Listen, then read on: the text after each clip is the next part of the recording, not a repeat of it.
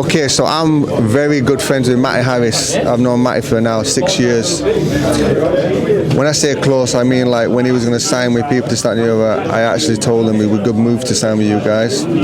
So what can we expect from Matty this weekend, do you think? Yeah, I mean, he's still on my angry list. I'm still angry with him. I like the honesty. I'm still angry with him. Yeah. But I'm also proud of him at the same time. Look, when you're a big lad like Matty, and I've had 6, 7 heavyweight world champions that I've promoted over the years, from the Klitschko's to Hay to you name it, Povetkin. You see the development of a heavyweight is different to a middleweight. Very different, because a heavyweight, a big heavyweight, he can coast. He can coast the first. Depends on his promoter. If he's a nice promoter like we are, probably can coast his first 8, 10 fights by doing very, very little. But he's a big lad. He takes the people out there. Now he got a little step up from my brother, and he crumbled. Now he crumbled because I think he was getting carried away. I think things weren't right in the gym. Whatever. It happens. It happens.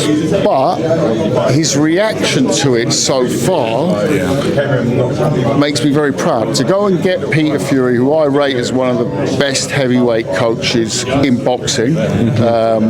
People forget that the reason that the whole heavyweight scene changed face was that night in Dusseldorf, and that was a mastermind Peter Fury corner. That tactic was phenomenal. 100%. Of Tyson Fury against Klitschko. So he's managed to get Peter on board. He must have been saying the right things, because Peter doesn't really train too many people. He's very selective.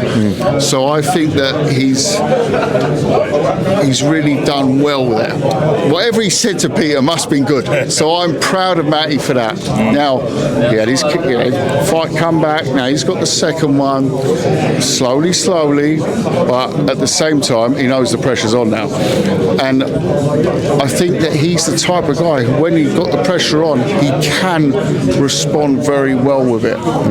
He's got everything that, when you look at attributes of a heavyweight, there's nothing missing. Fast hands, heavy hands, athletic, big lad. He's got it all.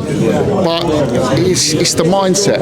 It's the mindset, and maybe in a couple of years' time we'll look back and say, God bless that night in Edinburgh where it all went wrong, so we could all put it right, because there's no L in boxing for loss. There's an L for a learn if you do it the right way. 100%. If you do it the right way. 100%. Really well explained. So really well.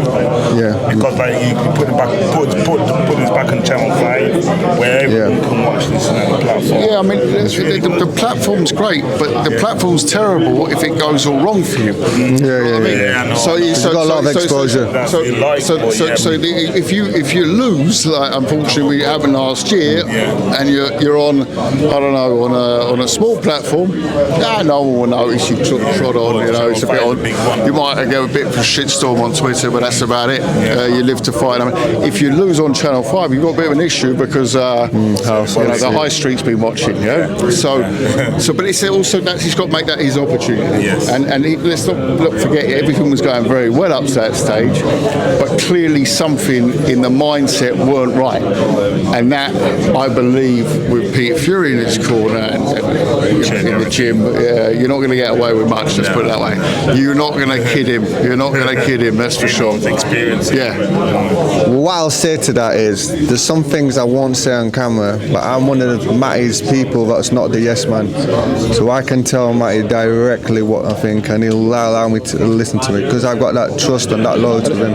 And by the way, that part, so often in boxing, especially in the later stages, when the the big money's arrived, you know, the big fight, the fame's arrived. You know, you get all the backpackers, you know, everyone's patting everyone on the back, and everyone's great, and everyone's this, and, you know, but early on, you need to get in there with people who say, "No, mate, that is shit." Right? You know, it's just say it straight, because it's like if if the missus makes your favourite dish and she does it wrong, and you tell her, "No, that was fantastic," she's going to make it again for you. Exactly. You know. Right. You know. She's my cook. She's my cook. Okay. Well, there you go. I can't say it here. No, but you're all right. You're a good cook. You've got to say it straight up. You know, I always say when I cook something at home, I say, "But tell me if it's shit, because if it's shit, I'll make it again. Too salty, if it's too salty." And it's the same. Listen, in sport, especially in individual sport, in team sport, you get away with all sorts, but not in boxing. You don't play boxing, and boxing is an individual sport which can be ruthless. Or you don't want the trainers who are tiptoeing around you. No, but there's also. Listen, I've seen a lot of trainers who literally are just happy to be involved in this kid in a kid's career. Exactly.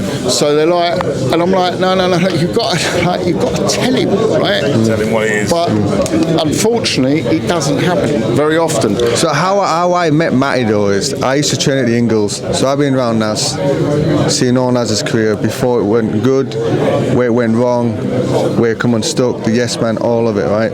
Edwin Cleary was Matty's ex-trainer, he's my best friend. Yeah. But Matty's a good friend. I'm mutual, so I listen to both parties. Matty has natural ability that needed direction, because when you have natural ability, sometimes it's a curse and a blessing. Yeah. And he needs people. Totally. You need to keep grounded. Like, no, you're not there yet. You're not over the line yet. You're not Floyd Mayweather yet. You need to stay on track. Listen, when you've got that natural ability like he has, and it's not just ability, because it's also the physical part of it. It's a blessing, but like you say, it's also a curse, because you've got to make sure you are doing that work double as hard, because it's very easy. Again, very easy to coast, but it's not going to help you when you step up to a different level, to another level. Even if it's a step up to British level, you're going to get found out. No matter what your physical, because you're going to get a guy who hasn't got those abilities, but he's putting in shifts in that gym that you've never heard of. Every opponent as a champion. That's how you treat him. Every camp like it's a world title fight. You always got to be thinking like the challenger, aren't you? So every fight's got to be a little bit harder. That's not your job, right? You've got to be the hunter. And you've got to approach it in a way where you've got people around you who say, "No, mate, that's not a good idea. You should not be going to." Like I saw Matty was there he is. Matty was at every single show we put on, whether it was Misfits, whether it was this, whether it was in this part of the country. He was at every show. I was like, how the hell is he training if he's out every weekend? I know what you're saying. But he's a young man. I get it. But then choose another sport, you know. So I think he's really addressed that part, and you know. But again, he's got it all to do. But we're there for him. I think one of the things is with Matty as well, being a heavyweight and relying on that natural power that he's got as well, it's very difficult to get him sparring where people know they're going to get a hiding if they get in front of him. So you've got to, the sparring has to be correct. It has to be tough, correct. It's not easy to do, is it? Look, he's been in some real good camps. So he's seen level. He's seen the big man. He's seen Tyson Fury spar. He's seen people spar. So he sees that level. So he's aware. But it's also, again, it's all, you can rest very easily on your physical attributes as a heavyweight in the early part of your career. But it's a fine line to suddenly becoming, a journeyman. I've seen it in heavyweight. I've seen prospects with great ability.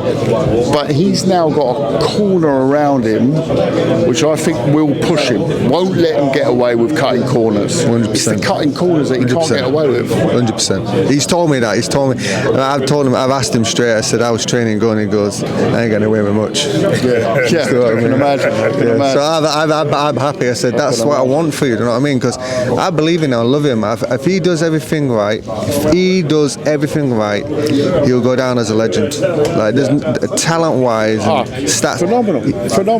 You know, and I know who he's sparred with, and I know there's only one big name out there he hasn't sparred with, and I know why that person probably doesn't want to spar with him as well. You know what I mean? But you just need to stay on track, and you're the man to do it. The path is there for him.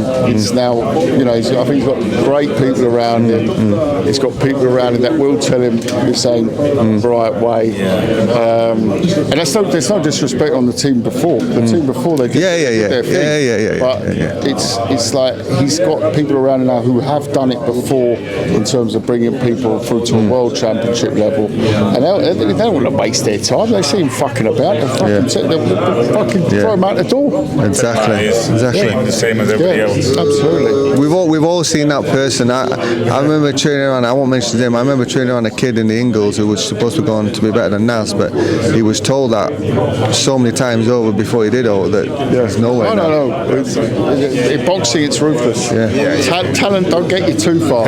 No. Don't pay the bill. Hard work, right? Get found out afterwards. Listen, I've really enjoyed this conversation. We'll leave it there with you, but we'll talk again. See you live on Channel 5 this Friday. We'll be there. Thank you very much. Third team in the final round. Hit them up, man. That's it.